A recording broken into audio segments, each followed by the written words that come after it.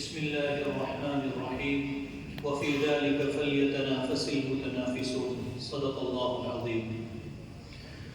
وقال النبي صلى الله تعالى عليه وسلم تبرك بالقرآن فإنه كلام الله تعالى وخرج منه أو كما قال عليه الصلاة والسلام. حضرات علماء کرام، سرپرستان مصاحبین اور دور دراز سے تشریف لائے ہوئے مصاحبین مسابقہ، الحمدللہ ہم کافی دیر سے مسابقے کی روح اور مقصد مسابقے کے تعلق سے ہمارے بزرگوں سے قیمتی باتیں سن رہے تھے. اب ہم باقاعدہ مسابقے کا آغاز کرنے جا رہے ہیں. اس لیے مناسب ہے کہ مسابقہ شروع کرنے سے پہلے چند ضروری تمہیدی باتیں آپ کے گوش گزار کر دی جائیں تاکہ مسابقے کا جو طریقہ کار ہے وہ بھی آپ کی سمجھ میں آ جائے. سب سے پہلی بات، جیسا کہ مولانا حبیب صاحب نے فرمائی کہ مسابقے کا مقصد کسی مدرسے کو اونچا دکھانا، کسی کو نیچا دکھانا، کسی کو آگے بڑھانا اور کسی کو پیچھے کرنا ہرگز نہیں ہے.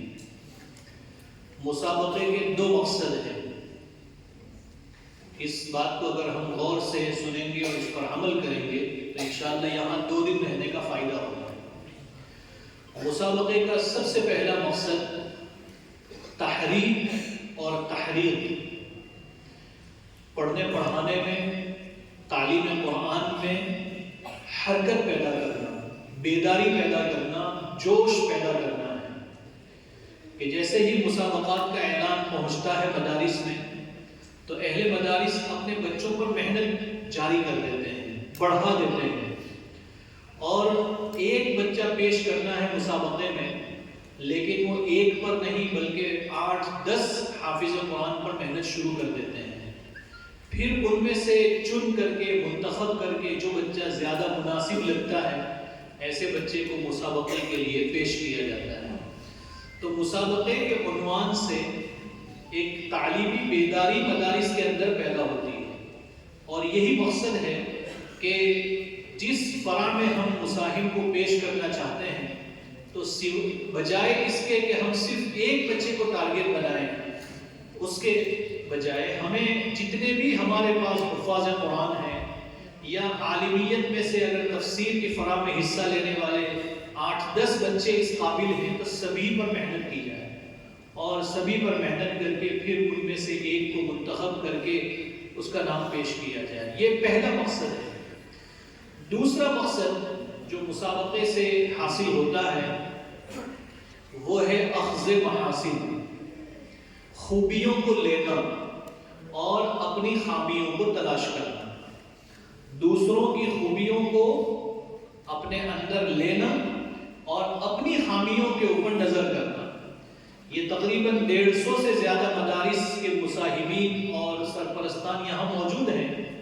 جب یہاں ہم قرآن کی فرع شروع کریں گے تو آپ کے سامنے مختلف مدرسوں کے جو ممتاز بچے ہیں، ظاہر سی بات ہے کہ یہاں جو آئے ہیں وہ اپنے مدرسے کے ممتاز بچے ہیں، تو جب آپ کے سامنے مختلف مدرسوں کے بچے پڑھیں گے ہر بچے کے اندر کوئی نہ کوئی خوبی آپ کو نظر آئے گی.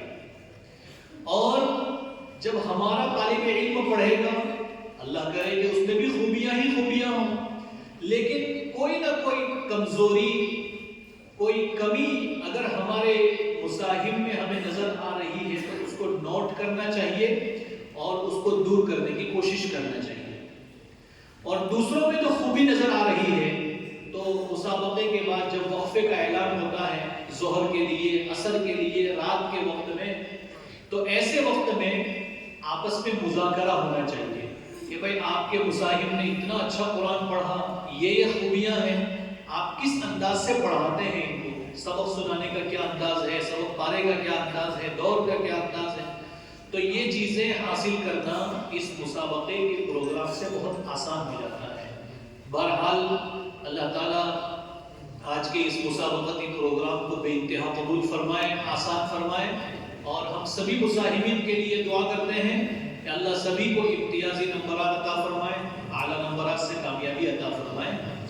اب باقاعدہ فرا شروع کرنے سے پہلے جو مسابقے کا طریقہ کار ہے وہ پیش کر دیا جاتا ہے، بغور سماعت فرمائیں تاکہ مصاحبین کے لیے، سرپرستوں کے لیے آسانی ہو۔ چونکہ پہلی فرا میں مصاحبین کی تعداد زیادہ ہے اور یہ ہندوستان بھر میں جتنے بھی مسابقات ہوئے اس سال، اس میں سب سے بڑا مسابقہ ہمارے یو پی کا مسابقہ ہے۔ اس میں طلباء کی تعداد دیگر مسابقات کے بنسبت 3 گنا زیادہ ہے۔ اللہ تعالیٰ نظر بد سے حفاظت فرمائے۔ تو اس لیے بجائے ایک جگہ پر فرا چلانے کے ہم 2 جگہ پر فرا انشاءاللہ شروع کریں گے۔ تو پہلی فرا جو یہاں پر چلے گی مسجد میں، اس میں مصاحب نمبر 1 سے لے کر مصاحب نمبر 75 تک جتنے بھی مصاحبین ہیں ان کو ہم ابھی ترتیب سے بٹھائیں گے یہیں پر، اور 76 سے اوپر آخر تک جتنے مصاحبین ہیں وہ مسجد کے اس طرف جو ہال ہے بلڈنگ کے اوپری حصے میں، وہاں پر ان کی فرا انشاءاللہ تعالی چلے گی۔ دوسری بات یہ ہے کہ مصاحب نمبر پکارا جائے گا، جیسا کہ آپ حضرات جانتے ہیں کہ ہمارے سامنے نہ کسی مصاحب کا نام ہوتا ہے، نہ اس کے ادارے کا نام ہوتا ہے، نہ ہم کسی کو پہچانتے ہیں۔ نمبرات لکھے ہوئے ہوتے ہیں، نمبر سے پکارا جاتا ہے۔ جس نمبر کے مصاحب کو پکارا جائے وہ مصاحب آئیں گے، یہاں سائل کی کرسی لگی ہوئی ہے، ان کے سامنے سوالات کی نمبر کی پرچیاں رکھی ہوئی رہے گی۔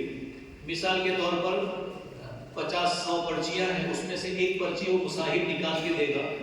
مثال کے طور پر اس نے 50 نمبر کی پرچی نکالا، تو 50 نمبر کے سوالات جو ہمارے سامنے بنے ہوئے تیار ہیں اسی میں سے اس کو سوال پوچھا جائے گا۔ ہم اس کے علاوہ نہ کچھ زیادہ پوچھیں گے نہ اس میں کچھ کم کریں گے۔ تو مصاحب کا کام ہوگا پرچی حاصل کرنا اور پرچی حاصل کر کے سائل کے ہاتھ میں تھما دینا۔ ایک مصاحب سے 3 سوال پوچھے جائیں گے۔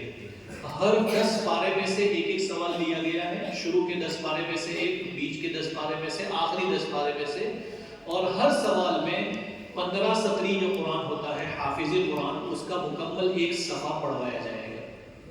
سوال کرنے کا انداز یہ ہوگا کہ آیت پڑھ کر کے سوال کیا جائے گا، نہ پارا بولا جائے گا، نہ سورت بولی جائے گی، نہ رکوع بولا جائے گا، صرف آیت پڑھ کے بتائی جائے گی۔ مثال کے طور پر وَكَأَيٍّ مِّن قَرْيَةٍ عَتَتْ عَنْ أَمْرِ رَبِّهَا، بس اتنا ٹکڑا ہم پڑھ کے بتائیں گے۔ اگر سوال سمجھ میں نہیں آیا ہے تو مصاحب کو اختیار ہے، دوبارہ وہ گزارش کرے گا کہ دوبارہ پوچھیے، مجھے سمجھ میں نہیں آیا۔ اگر دوبارہ بھی سمجھ میں نہیں آیا، تیسری مرتبہ بھی پوچھ سکتا ہے، لیکن پھر اگر سمجھ میں نہیں آیا تو نمبر وضع ہوگا۔ 2 مرتبہ اگر سوال سمجھ میں نہیں آیا تو نمبر نہیں کٹے گا، تیسری مرتبہ بھی نہیں سمجھ رہا ہے تو پھر اس کا نمبر وضع ہوگا۔ دوسری بات یہ ہے کہ حفظ میں پختگی کے اعتبار سے جو بھی غلطی پائی جائے گی، مثلا پڑھتے ہوئے طالب علم اٹک گیا، آگے نہیں چل رہا ہے، تو اس کو یہ جو گھٹی رکھی ہوئی ہے، بیل رکھا ہوا ہے، وہ بجا کر کے تنبیہ کی جائے گی۔ تو اس کو دوبارہ دہرانا ہے اوپر سے۔ اگر گاڑی چل گئی تو اٹک کا آدھا نمبر وضع ہوگا۔ کتنا نمبر وضع ہوگا بھائی؟ آدھا نمبر۔ اگر دوبارہ بھی گاڑی اٹک گئی، چلی نہیں، پھر تنبیہ کی جائے گی اور آدھا نمبر وضع ہوگا۔ پھر اٹک گئی تو اب لقمہ دیا جائے گا اور 1 نمبر وضع ہوگا۔ تو 2 اٹک اور 1 لقمہ ملا کر کے کل کتنے نمبر وضع ہوئے؟ 2 نمبر وضع ہوں گے لقمے پر۔ اس طریقے سے ایک سوال میں 2 لقمے دیے جائیں گے۔ اگر تیسرے لقمے کی نوبت آتی ہے، یعنی تیسری مرتبہ بھی گاڑی اٹک گئی، 1 تنبیہ، 2 تنبیہ اور پھر لقمے کی نوبت آئی، تو اب لقمہ نہ دیتے ہوئے اس سوال کو ہم ختم کر کے اگلا سوال پوچھیں گے۔ یہ حفظ کے اعتبار سے۔ حفظ کے اعتبار سے اگر لفظی غلطی ہو رہی ہے، جیسے مثلا یعلمون کو تعلمون پڑھ گیا تو اس پر بھی تنبیہ کی جائے گی، یا کوئی لفظ تھا اس کی جگہ دوسرا لفظ پڑھ گیا، کوئی اعرابی غلطی جیسے زبر زیر پیش کی غلطیاں ہو رہی ہیں تو اس پر بھی تنبیہ کی جائے گی۔ اگر وہ سمجھ کے صحیح کر لیتا ہے تو صرف آدھا نمبر وضع ہوگا، دوبارہ تنبیہ ہوگی، اگر نہیں سمجھا تو پھر لقمہ دیا جائے گا۔ تجوید کی جتنی بھی غلطیاں ہیں، جیسے مد ہے، غنہ ہے، اخفا ہے، قلقلہ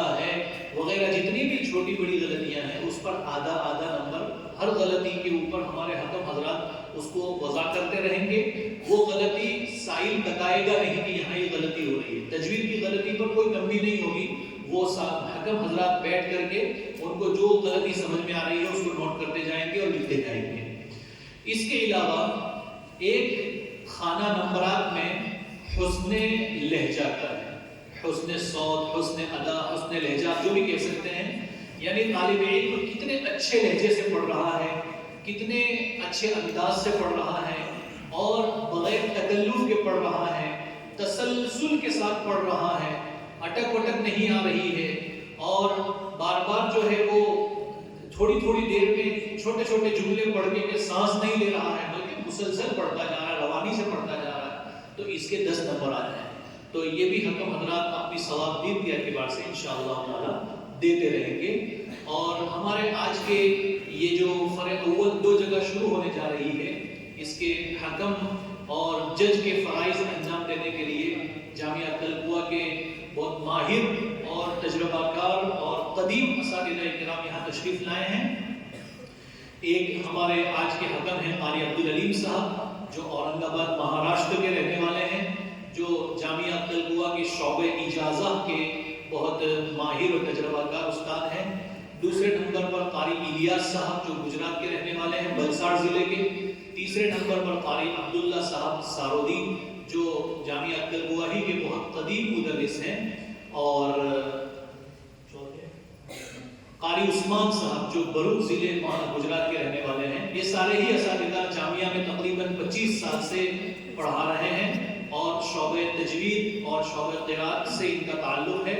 اور اس سے پہلے کے تقریباً مسابقات میں یہ حضرات حکمیت کے فرائض انجام دے چکے ہیں. انشاءاللہ 2 حکم یہاں بیٹھیں گے اور 2 حکم وہاں اوپر کے ہال میں جہاں مجلس چلے گی وہاں تشریف رکھیں گے.